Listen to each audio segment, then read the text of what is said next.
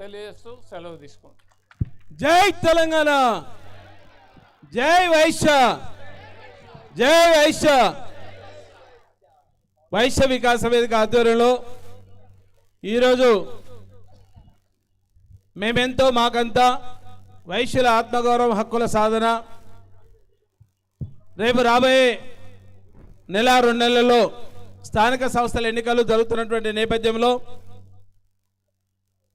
వైశ్యుల యొక్క వాటా కోసం అని చెప్పి ఈరోజు ఒక సాధన దీక్షని మా వైశ్య వికాస వేదిక ట్రస్ట్ సభ్యులందరం సహకారంతో ఈ కార్యక్రమాన్ని నిర్వహిస్తున్నటువంటి క్రమంలో ఇక్కడికి విచ్చేసినటువంటి వైశ్య సోదర సోదరిమణులందరూ కూడా తెలంగాణ ఉద్యమం తెలుపు ఉమ్మడి నల్గొండ జిల్లా, ఉమ్మడి వరంగల్ జిల్లా, ఉమ్మడి హైదరాబాద్ జిల్లా, ఉమ్మడి మహబూబ్నగర్ జిల్లాకి వెళ్ళి విచ్చేసినటువంటి దాదాపుగా దీక్ష అనగానే వైశ్య కమ్యూనిటీలో కావచ్చు, లేకపోతే ప్రభుత్వంలో ఉన్నటువంటి ప్రభుత్వానికి రిప్రజెంట్ చేసే దాంట్లో పోలీస్ డిపార్ట్మెంట్ వాళ్ళు కూడా అరే మీరు వైశ్యులు ధర్నా అయింది పోయి ధర్నా చౌకాడ మీరు ధర్నా అయింది, ఇది కొత్త విషయం ఉంది, వైశ్యులు కూడా ధర్నా చేస్తారని చెప్పినటువంటి నేపథ్యం ఉన్నది.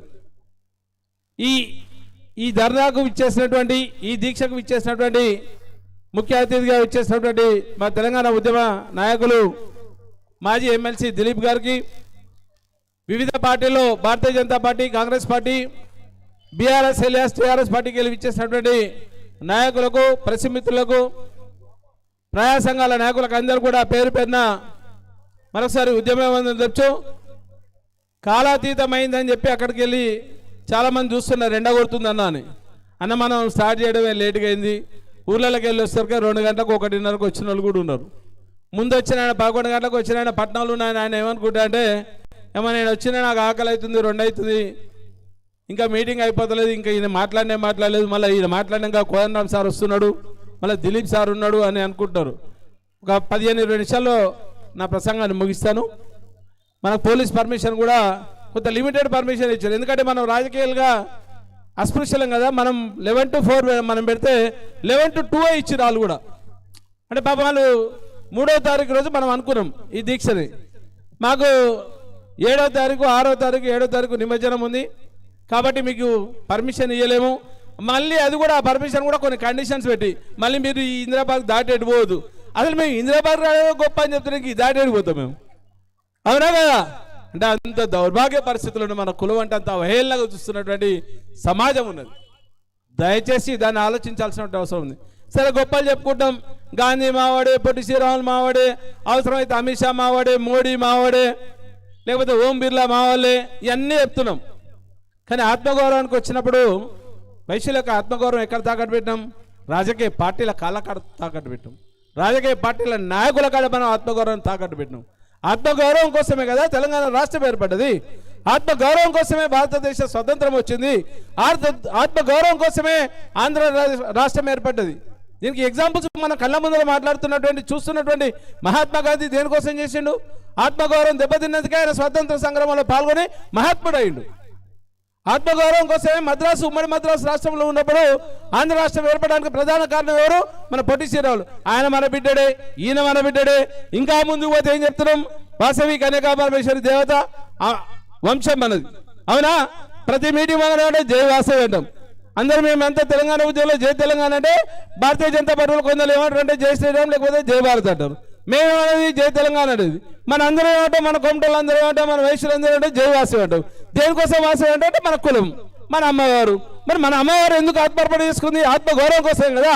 మరి ఈ ముగ్గురు ఉన్నటువంటి గొప్ప నాయకులు మహాత్మా గాంధీ, పొట్టి శ్రీరాములు, మన అమ్మవారు, ఈ ముగ్గురిని మనం రోజు కొలుస్తాం. రూపాయి బొమ్మ మీద మన గాంధీ ఫోటోలు కూడా మనం మొక్కి తీసుకుంటాం కింద పడితే. మరి ఇవన్నీ చేస్తున్నటువంటి క్రమంలో రాజకీయంగా ఎక్కడున్నాం? పేరుకు అగ్రవర్ణం. మన ధర్మశాస్త్ర ప్రకారం బ్రాహ్మణులు, క్షత్రియులు, వైశ్యులు, శూద్రులు మన పేరుకు అగ్రవర్ణంలో ఉన్నాం. అగ్రవర్ణంలో ఉంటే ఎక్కడున్నా రాజకీయాలలో తెలంగాణ రాష్ట్రానికి వచ్చినటువంటి దౌర్భాగ్యం ఏంటంటే ఎవరు లేడు. ఏకైక శాసనసభ్యులు ఇంతకుముందు చెప్పాడు, మాకు ఒక ధన్పాల్ సూర్యనారాయణ ఉండే, మన దాకా బిగాల గణేష్ ఉండే. ఉమ్మడి ఆంధ్రప్రదేశ్లో 294 శాసనసభ సభ్యులు ఉంటే దాదాపు 15 మంది శాసనసభ్యులు, శాసన మండలి సభ్యులు వైశ్యులు ఉండే. అక్కడ కూడా అన్యాయం ఏం జరిగింది అంటే ఆంధ్రోని పెత్తనం. తెలంగాణ మూమెంట్లో మాట్లాడుతున్న ప్రతిసారి మేము కండు వేసుకొని బయటికి వెళ్తే గులాబీ కండు వేసుకుంటే ఏ వైశ్యులకు ఇదకేం పర్లేదా, గులాబీ కండు ఏంది, తెలంగాణ వచ్చేది లేదు పోయేది లేదు. అని చెప్పినటువంటి వాళ్ళు ఎవడా అంటే మనకు పెద్దదనం చేసినోడు అంతా మళ్ళీ ఆంధ్రోడే. ఆంధ్రలో ఉన్నటువంటి మన వైశ్యులే. అక్కడ కూడా మోసపోయినాం. ఇంకా ఎగ్జాంపుల్ చెప్తా. ఇంతకుముందు మా రవి చెప్పాడు సంఘాలలో నన్ను పరిచయం చేయించాను వైశ్య సంఘాలని. వైశ్య సంఘాలలో పరిచయం చేయించిన వైశ్య వికాసకు ఒక గౌరవం వాల్యూస్ విజన్ విక్టరీ తోటి స్థాపించినటువంటి సంస్థ. ఒక 100 మంది చదువుకున్నటువంటి విద్యార్థులు మేధావులతోటి స్థాపించినటువంటి సంస్థ. పార్టీలకు అనుబంధం లేదు, ఏ పార్టీతో సంబంధం లేదు. ఏకైక నికార్స్గా వైశ్య కమ్యూనిటీ కోసం పనిచేస్తున్నటువంటి మా సంస్థ వైశ్య వికాస వేదిక. ఏ పార్టీ అయినా నిలదీస్తాం. ఈరోజు ఇంకొక ముఖ్య విశేషం ఉన్నది. ఎవరైనా చెప్తారని చూసినా ఎవరు చెప్పలే. ఇదే ఇందిరా పార్క్ కాడ తెలంగాణ ఓసీ సంక్షేమ సంఘం నుండి ఫస్ట్ ధర్నా పెట్టింది ఇక్కడనే.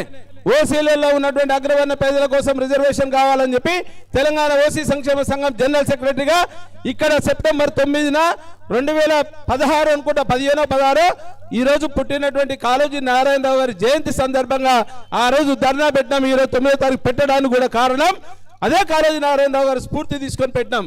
ఇదే ఇందిరా పార్క్ కాడ మేము చేసినటువంటి ప్రతి కార్యక్రమం సక్సెస్ అయింది.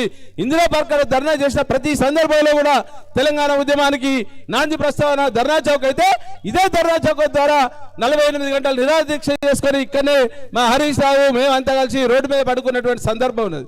దాని ద్వారా కూడా సక్సెస్ చేసినాం. తెలంగాణ రాష్ట్ర సాధనలో కీలకంగా ఉన్నాం. ఇదే కాకుండా తెలంగాణ ఓసీ సంక్షేమ సంఘం నుండి మేము చేసినటువంటి నేపథ్యంలో ఈడబ్ల్యూఎస్లో 10% అగ్రవర్ణ పేదల కోసం రిజర్వేషన్ కోసం నాంది ప్రస్తావన ఇదే ధర్నా చౌక్లో చేసాం. దాన్ని కూడా సాధించినాం. ఇదే కాకుండా మళ్ళీ ఒకసారి చెప్తున్నా, కాళోజీ నారాయణరావు గారు స్ఫూర్తి అనుకోండి. జయశంకర్ గారి యొక్క ఆలోచన విధానం కావచ్చు, లేకపోతే మన అమ్మవారి ఆశీస్సులతో వైశ్య వికాస వేదిక చేసినటువంటి ప్రతి కార్యక్రమం కూడా ఈ రోజు వరకు సక్సెస్ అయింది.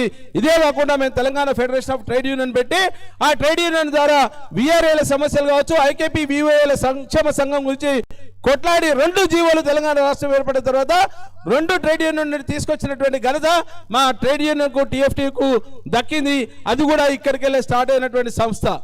ఇక్కడ నుండే స్టార్ట్ అయినాం, సాధించినాం. అంటే ఈ నేలకు ఉన్నటువంటి గొప్పతనం, ఈ ఇందిరా పార్క్ ధర్నా చౌక్ ఉన్నటువంటి గొప్పతనాన్ని మేము చేసేటువంటి కార్యక్రమంలో వైశ్య వికాస వేదిక తీసుకున్నటువంటి నిర్ణయాలన్నింటి కూడా ఇక్కడికి వెళ్ళి స్టార్ట్ అయినాయి. కాబట్టి ఈ నేలకు ఈ గడ్డకు ఒక అనుభూతి ఉన్నది మా అందరికి కూడా. కాబట్టి ఇది కూడా సక్సెస్ కోసం చేసేటువంటి సాధన దీక్ష. ఇది అంతం కాదు, ఇది ఆరంభమే. తప్పకుండా మా మదన్న చెప్పింది ఇవాళ 2 సంవత్సరాలకు 3 సంవత్సరాలకు ఉన్నటువంటి ఎలక్షన్స్ ఏదైతుందో ఆ ఎలక్షన్లో తప్పకుండా పోరాడతాం. వైశ్యుల పక్షాన ఉంటాము. వైశ్యులో ఉన్నటువంటి పేద వైశ్యుల కోసం పనిచేస్తాం.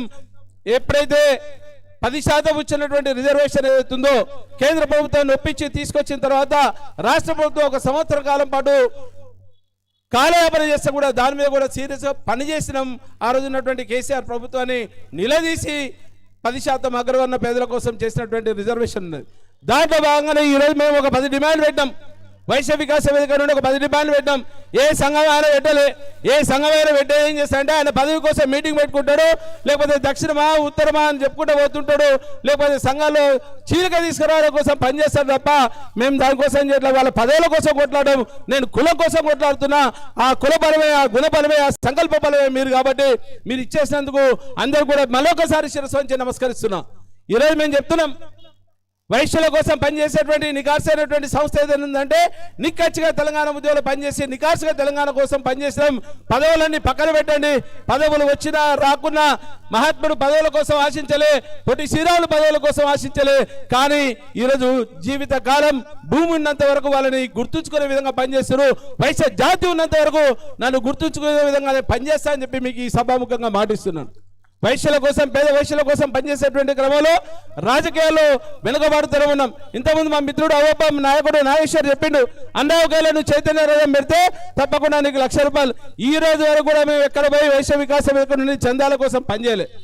ఎవరిని రమ్మన్నా ఏమన్నా మనం వైశ్య గర్జన 2023 అక్టోబర్ 1న సరూర్ నగర్ ఇండోర్ స్టేడియంలో మీటింగ్ పెడితే ఆ రోజు దాదాపు ఒక 4-5 వేల మందితోటి మీటింగ్ పెట్టినాం. దాన్ని డిస్టర్బ్ చేయడం కోసం సెప్టెంబర్ 30న ఇక్కడ కొంతమంది మహానాయకులు, పేరున్నటువంటి గొప్ప నాయకులు అని చెప్పుకున్నటువంటి డబ్బున్న నాయకులు డిస్టర్బ్ చేయడం కోసం పనిచేసి ఒకరోజు దీక్ష పెట్టారు. సైనా మాకేం కాలే, ఎందుకంటే ఎప్పుడైతే నువ్వు పోటీ దీక్ష పెట్టావో ఆ పోటీ తత్వం పెరిగిందో మేము ఉన్నామని గుర్తించారు. మా కోసం ఆ రోజు వచ్చినటువంటి సందర్భాన్ని ఉంది. అదే కాకుండా దాని తర్వాత ఇంతకుముందు మా మధు చెప్పిండు, వైశ్య వికాస వేదిక చేసేటువంటి కార్యక్రమంలో ఒక రాగారు ఒక మిత్రుడు ఏమనంటే మనకు ఒక 5-6 కంచాయిలు ఉంటే బాగుండని చెప్పిండు.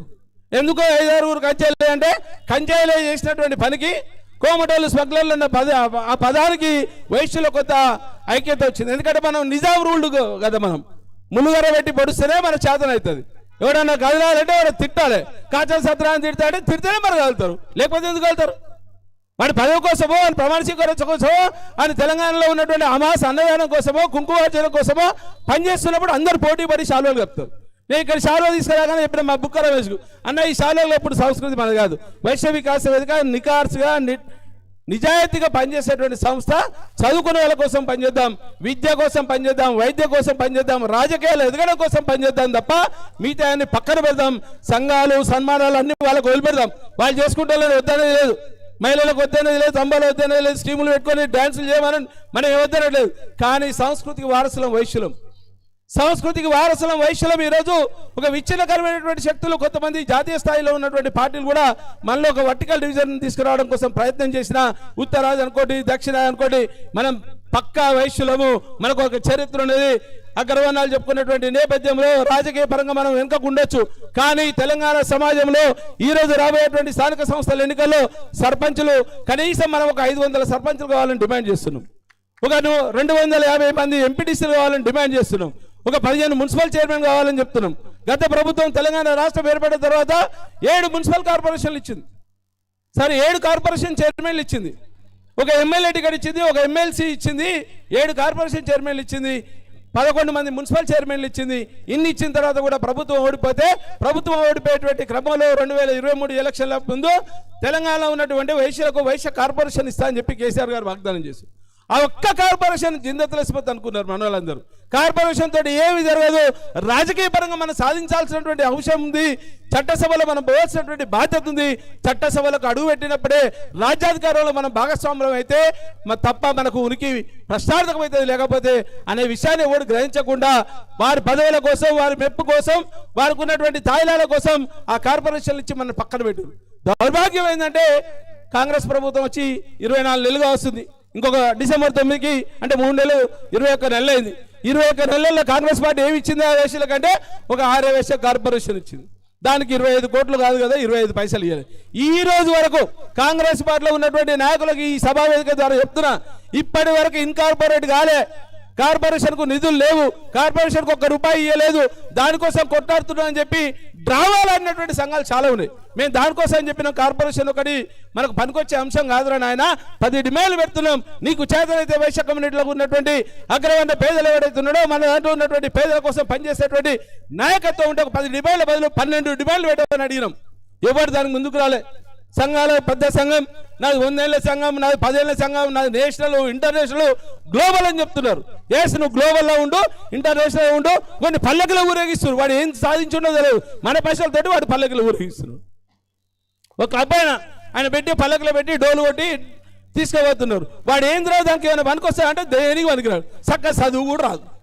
దానికి ఒక ప్రెసిడెంట్, దానికి ఇంటర్నేషనల్ సంఘం, దాన్ని చేస్తారు. రాజకీయ పరంగా మనం ఎక్కడున్నాం? ఇంతకుముందు మా రవి చెప్పిండు, ఒక ఎంపీటీసో ఒక జెడ్పీటీసో ఆయన కాడికి పోయి, ఎంఆర్ఓ కాడికి పోయో, ఒక పోలీస్ స్టేషన్ ఎస్ఐ కాడికి పోయో లెటర్ కావాలంటే మా ఎస్ఐలు ఇక్కడ నిలబడ్డారు. అన్న టైం అయిపోయిందంటే భద్రాంటికో లేకపోతే మాట్లాడే శక్తి ఉన్నటువంటి నాయకత్వ లక్షణాలు పెంపొందించాలి తప్ప ఇది కాదు. మనం యాచించే స్థాయి కాదు, శాసించే స్థాయిలో ఉంటేనే మనం మనుగడ సాగుతుంది. దాన్ని దృష్టిలో పెట్టుకోవాల్సినటువంటి అవసరం ఉందని చెప్తున్నాం. ఇంకొక మిత్రుడు చెప్పిండు, రణబేరి అయిపోయిన తర్వాత ఇక రణబేరి కార్యక్రమాన్ని ఎందుకు పెట్టిరు, దానివల్ల ఉపయోగం ఏంది అని ఒక ఉమ్మడి ఖమ్మం జిల్లాకి వెళ్ళి మా దయాకర్ తెలుసు ఆయన పేరు. ఇక మరి ఆయన పేరు చెప్పి ఆయన పెద్దోని చేసినట్టు అవుతుంది. ఆయన ఏం చెప్పిండంటే ఒక మెసేజ్ పెట్టిండు, కాచల సత్యనారాయణ స్వార్థం కోసం నన్ను పేరు పెట్టిండు. నేను సర్పంచ్ అవుతా అని చెప్పిన వాని ఊరికి, నేను సర్పంచ్ పోటీ చేస్తాను, బరాబర్ రాజకీయం కోసమే పనిచేస్తున్నా. రేపు 153 నియోజకవర్గాలు అయితే 100% చట్టసభలో నా వాణి వినిపిస్తా, చట్టసభలోకి పోతా, నాతో పాటు ఒక 5గురు మిమ్మల్ని తీసుకుపోతా అని చెప్తున్నా. దానికోసం కదలటని చెప్తున్నా. నేను మిమ్మల్ని కదలమనేది ఉత్తగమలే. ఓనా నాకు బస్సు పెడతావా, ఏసీ బస్సు ఉంటే బాగుండు, ఏసీ కారు అరే కులం కోసం పనిచేస్తున్నారు నాయన. మీ దగ్గర ఉన్నటువంటి 119 నియోజకవర్గాల్లో 19 ఎస్సీ కారు స్టెన్సులు ఉంటాయి, 12 ఎస్టీలు ఉంటాయి. అంటే 31 మంది ఎస్సీ ఎస్టీకి సంబంధించినటువంటి శాసనసభ్యులు ఉంటారు. ఆ 31 మంది శాసనసభ్యులలో మన వాళ్ళు కూడా ఉంటారుగా. ఆ నియోజకవర్గాల్లో మన కుల వాళ్ళు ఉన్నారా? ఆయన అదే ఎమ్మెల్యే ఫోన్ చేసి, ఏ లారీ పెడతా సీను సేటు ఏం సంగతి, బియ్యం బాగా అమ్ముతున్నావు, లారీ పెడతావా, కారు పెడతావా, పెట్టవా? కాచల సత్రాన్ని ఫోన్ చేసి నువ్వు రాని కారు పంపిస్తా అంటే, బస్సు పంపిస్తా అంటే, అన్న కారు పంపి బాగుంటుంది. ఇంకేమైనా తోవలకైనా సాయంత్రం ఉందా? ఏడున్నాం మనం జాతి రాజకీయంగా? ఎక్కడున్నాం? ఎవరు చెప్పాలి మనకు? ఆ సోయి మనకు తెలియదు. అంటే ఇక్కడికి వెళ్ళి హైదరాబాద్లో ఉన్నాను పోయి ఖమ్మం చెప్పాలి, లేకపోతే హైదరాబాద్లో ఉన్నాను పోయి హైదరాబాద్ చెప్పాలా? మా కేసీఆర్ గారు ఒక నేర్పించారు, తెలంగాణ ఉద్యమంలో ఎవరిని కాదు కథానాయకుడు కావాలి, అప్పుడైతేనే తెలంగాణ రాష్ట్రం వస్తుందని చెప్పిండు. ఆయన ఒక్కడే ఏం తిరగలే, మొత్తం ఉమ్మడి 10 జిల్లాలు 3 కోట్ల మందికి ఇంటింటికి తిరగలే. ఇంటింటికి తిరిగితే తెలంగాణ రాకపోతుండే. ఒక కాషాన్ని ఇచ్చిండు, ఒక సందేశాన్ని ఇచ్చిండు. దేనికోసం చేస్తున్నాం? మన అస్తిత్వం దెబ్బతింటుంది, మన ఆత్మగౌరవం దెబ్బతింటుంది. ఆత్మగౌరవం, హక్కుల సాధన కోసం నేను చేసేటువంటి పని. ఆ హక్కుల సాధన కోసమే పనిచేస్తున్నా, మీకోసం పనిచేస్తున్నా, మన కోసం పనిచేస్తున్నా, మన జాతి కోసం పనిచేస్తున్నా అని చెప్పడం కోసం ఈ కార్యక్రమం తీసుకున్నాం. దీక్షణంగానే చాలా మంది భయపడ్డారు. మరి ఇక్కడికి వెళ్ళి ఎందుకు రావాలి? హైదరాబాద్ ఉన్నాడు కదలడు, రాజకీయంగా అవగాహన ఉండదు. హైదరాబాద్లో ఉన్నటువంటి వైశ్య సమాజానికి విభిన్న సంస్కృతి ఉంటుంది. మన పిల్లలందరినీ కూడా మనం ఈరోజు రాజకీయాలకు ఎవడన్నా పంపిస్తున్నా అంటే ఎవడు పంపించట్లేదు. ఏది పంపిస్తున్నాం? ఆస్ట్రేలియాకో అమెరికాకో పంపిస్తున్నాం. ఎందుకంటే మనం రిజర్వేషన్ లేదు, ఉద్యోగం లేదు, దానికోసం ప్రైవేట్లో పంపిస్తున్నాం. ఎవరిస్తున్నారు? దానికోసం మేము ఒక డిమాండ్ పెట్టినాం కదా. ఈరోజు వైశ్య వికాస వేదిక నుండి ఒక డిమాండ్ పెట్టాం. ఎవరైతే విదేశీ విద్యా విధానం కోసం పోతున్నటువంటి నేపథ్యంలో ఆ తల్లిదండ్రుల ఉపశమనం కోసం ప్రభుత్వాన్ని ఒక డిమాండ్ పెట్టాం. 10 లక్షల రూపాయల వరకు ఎలాంటి అప్పు లేకుండా, అంటే మిత్తి లేకుండా, వడ్డీ లేనటువంటి రుణ సదుపాయాన్ని ఇవ్వమని చెప్పి మా వైశ్య వికాస వేదిక డిమాండ్ పెట్టినాం. దానికోసం కదా ఈ ధర్నా, దానికోసం ఈ దీక్ష చేస్తున్నాం కదా. దానికి మాట్లాడమంటే ఎవరు మాట్లాడు? ఏ సంఘమైనా మాట్లాడుతారంటే మాట్లాడు. మేము కార్పొరేషన్ కావాలని అడిగినాం, కార్పొరేషన్ కోసం మేము పనిచేసినాం. లేదంటే అమ్మవారి దేవాలయం కోసం పనిచేసినాం. లేదంటే కేసీఆర్ కాడికి పోయినాం, మేము కాళ్ళు మొక్కారు, ఆయన 5 ఎకరాలు ఇచ్చిండు. కేసీఆర్కు పాలాభిషేకం. కేసీఆర్కు పాలాభిషేకం నేను కూడా చేసినాం. 90 కులాలు చేసారు, అందులో మన కులం ఎడిషనల్గా ఇచ్చిందేముంది నీకు? ఏ ప్రభుత్వం ఇచ్చింది? నీకున్నటువంటి బాధ్యత కదా, దాని మీద కొట్లాడాల్సినటువంటి అంశం ఉంది, అవసరం ఉన్నది. బరాబర్ కనుక నువ్వు ఉన్నటువంటి 4% అని చెప్తే, సమగ్ర కుటుంబ సర్వే ప్రకారం కేసీఆర్ 4% అని చెప్పిండు. ఈ రోజు ఉన్నటువంటి రేవంత్ రెడ్డి గారు కులగణన ప్రకారం 3.5% అని చెప్తున్నాడు వయసులో. నేను అదే అంటున్నా, జనాభా దామాషా ప్రకారం మేము 3% ఉన్నామా, 4% ఉన్నామా, మా జనాభా దామాషాన్ని తెలుపమని చెప్తున్నాం. నీ కులగణన సర్వే రిపోర్ట్ని బయట పెట్టమని చెప్తున్నాం. దాని ద్వారానే మాకు రిజర్వేషన్లు అమలు చేయని చెప్తున్నాం. మేమేం కొంతమ కోరికలు కోరుతలేవు, మేమెంతో మాకంతా మా నినాదం అదే ఉంది. పెద్ద పెద్ద అక్షరాలలో రాసినాం, కొత్త కోరికలు ఏం లేవు. మరి ఇక్కడ ఉన్నటువంటి సీఏ గారు నన్ను అడిగారు, అన్న మీ డిమాండ్లు ఏంది అన్నాడు. మాకు అస్సలు డిమాండే లేదండి. అదేంది డిమాండ్ లేకపోతే దీక్ష ఎందుకు చేస్తున్నాడు? మేము ఎంతమంది ఉన్నా మాకు అంతమంది ఇవ్వని చెప్తున్నాం. మాకున్న సీట్లకు అంతే. ఒకవేళ నీ లెక్కల ప్రకారం, నీ జనాభా కులగణన ప్రకారం, జనగణన ప్రకారం మేము 3% ఉంటే 3% రిజర్వేషన్ కల్పించండి. ఇంతకుముందు మిత్రుడు చెప్పిండు 6% ఉన్నటువంటి రెడ్డి సామాజిక వర్గం 41 మంది శాసనసభ్యులు ఉన్నారు. వెలమ సామాజిక వర్గం 0.5% ఉంటుంది. బిలో 1% ఉన్నటువంటి వెలమ సామాజిక వర్గం 11 మంది ఎమ్మెల్యేలు ఉన్నారు. కమ్మ సామాజిక వర్గం 5 శాసనసభ్యులు ఉన్నారు. మరి మనం ఏడున్నాం? ఒక్క శాసనసభ్యుడు ధన్పాల్ సూర్యనారాయణ, అంతకుముందు బిగాల గణేష్. అరే దానికోసమే నేను మాట్లాడుతున్నా. కాంగ్రెస్ పార్టీ టికెటే ఇవ్వలేదు, 2018 ఇవ్వలేదు, 2023 ఇవ్వలేదు, 2014 ఇవ్వలేదు, 2009 ఇవ్వలేదు, 2004 ఇవ్వలేదు. దానికోసం కదా మనం మాట్లాడేది. కనీసం స్థానిక సంస్థల్లో మనం చెప్తే భయం ఉంటుంది, మనం చెప్తే గౌరవం ఉంటుంది. గ్రామీణ వ్యవస్థలో మనం పట్టుకొమ్మలము. గ్రామీణ వ్యవస్థలో వైశ్యుడు లేనటువంటి ఊరుండదు. వైశ్యుడు చెప్తే 100 ఓట్లకు సమానంగా పనిచేస్తే మన వాయువర్షంతో పనిచేస్తున్నటువంటి సంస్థలు ఉన్నాయి. దానికోసం పనిచేస్తున్నటువంటి నేపథ్యంలో స్థానిక సంస్థల్లో మన సత్తా చూపించడానికి అవకాశం ఉన్నది. కాబట్టి దానికోసం పనిచేద్దాం. ఇక్కడ మీ దగ్గరకు వచ్చేసినటువంటి దాంట్లో మాజీ ఎంపీపీలు ఉన్నారు, ఇక్కడ సర్పంచులు ఉన్నారు, చిన్న చిన్న గ్రామాల్లో ఉన్నారు. 30 సంవత్సరాలు సర్పంచ్గా పనిచేసినటువంటి కమ్యూనిస్టు భావజాలం ఉన్నటువంటి నేపథ్యంలో నల్లగొండ జిల్లాకు సంబంధించినటువంటి వాళ్ళు సర్పంచులు ఉన్నారు. వాళ్ళందరూ కూడా గెలిపించుకున్నాం. ఇండిపెండెంట్గా శాసనసభ్యులు ఉన్నారు. బసవ మానయ్య ఉన్నాడు, కొత్త కేశవులు ఉన్నాడు. నిజాంకి వ్యతిరేకంగా పనిచేసిన దాంట్లో కీలకంగా ఉన్న వాళ్ళిద్దరు వైశ్యులే. ఆందోళన నియోజకవర్గంకి వెళ్ళి బసవ మానయ్య ఉన్నాడు. మహబూబాబాద్కి వెళ్ళి ఉమ్మడి వరంగల్ జిల్లా బిఎన్ గుప్తాని నిజాం ప్రభుత్వము వాళ్ళని ఇక్కడికి వెళ్ళి బహిష్కరించింది. అంటే వైశ్యుల్లో ఎంత తెగవ ఉన్నది, వాళ్ళంటే భయపడ్డటువంటి నేపథ్యం ఉన్నది. అంటే నిజామును కూడా గడగడలాడించినాం, బ్రిటిషర్ని గడగడలాడించినాం, మద్రాసుని గడగడలాడించినాం. మరి ఇక్కడ తెలంగాణకు వస్తే ఏమైనా మనం ఈరోజు ఏడున్నామంటే వాడు బస్సు పంపిస్తూ వద్దాం, లేకపోతే ఆయన పిలుస్తుండే ఆయనకి ఏమైనా స్వార్థం ఉందో. స్వార్థం ఉంటే ఎందుకు ఉండదు? ఒక 5 నిమిషాలు ఏసీ గారు అయిపోయింది, 5 minutes అయిపోయింది.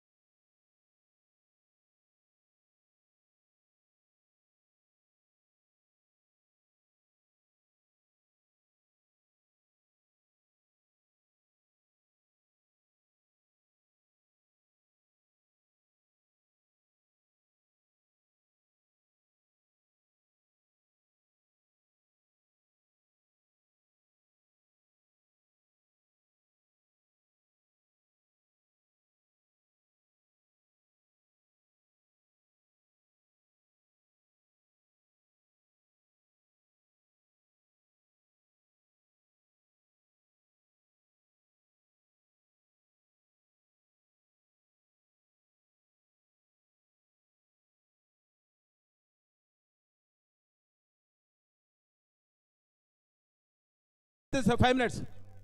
దేనికోసమే చెప్తున్నాం, మన ఐక్యత కోసం పనిచేస్తున్నాం. మరి ఇదంతా రాజకీయ. ఎస్ఐ గారు ఓ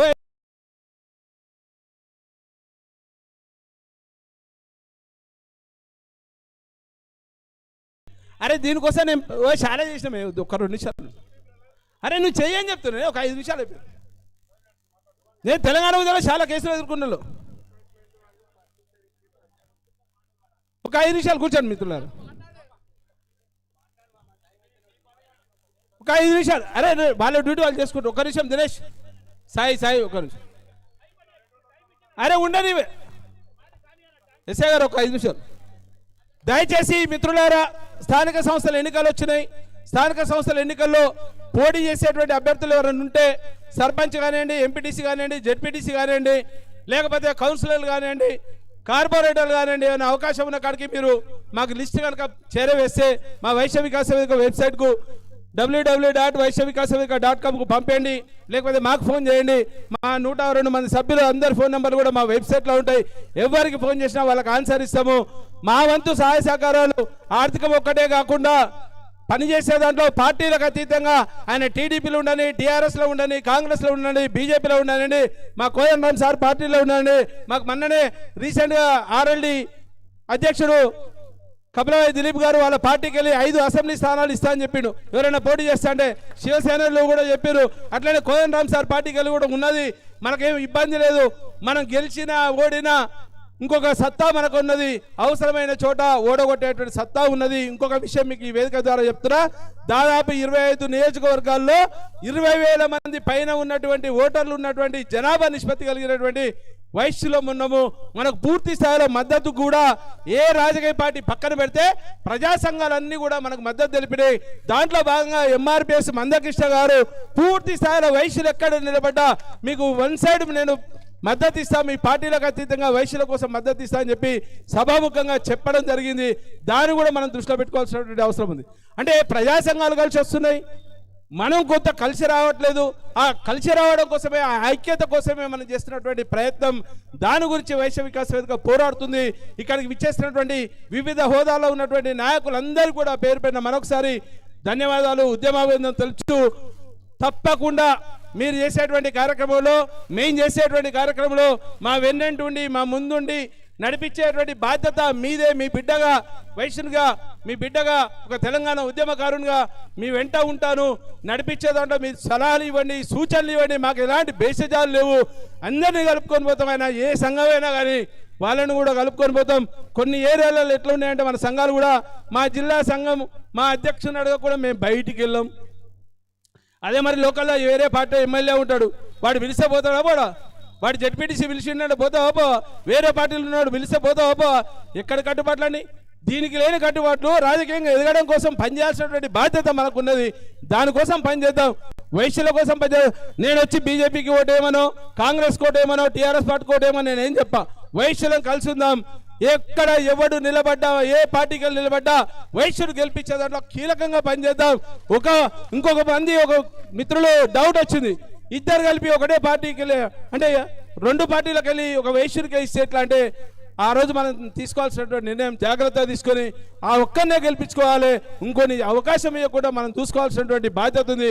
కాళోజీ గారు జయంతి సందర్భంగా ఆయన మాట చెప్పిండు ఆ రోజు, ఏ పార్టీడో చూడాలి కాబట్టి ఏ పార్టీడో చూడదు. వాడు గుణవంతుడా, సంకల్ప బలం ఉందా, కమ్యూనిటీ కోసం పనిచేస్తాడా, వాడిని చూసి సెలెక్ట్ చేసుకొని వాడిని గెలిపించుకుందాం. 100% గెలిపించుకున్న దాంట్లో కీలకంగా పనిచేద్దామని చెప్తూ ఈ అవకాశం కల్పించినటువంటి మా వైశ్య వికాస వేదికకు వివిధ జిల్లాలకు వెళ్ళి ఇచ్చేసినటువంటి వైశ్యులకు అందరికీ కూడా పేరు పైన మరొకసారి నమస్సుమాంజలు, ఉద్యమాలను తెచ్చు. ఒక్క నిమిషం మన ముఖ్య అతిథి గారు దిలీప్ అన్న మాట్లాడాల్సిన విజ్ఞప్తి చేస్తారు. మిత్రులారా, కాచం ఎప్పుడో ఫౌండర్ మెంబర్గా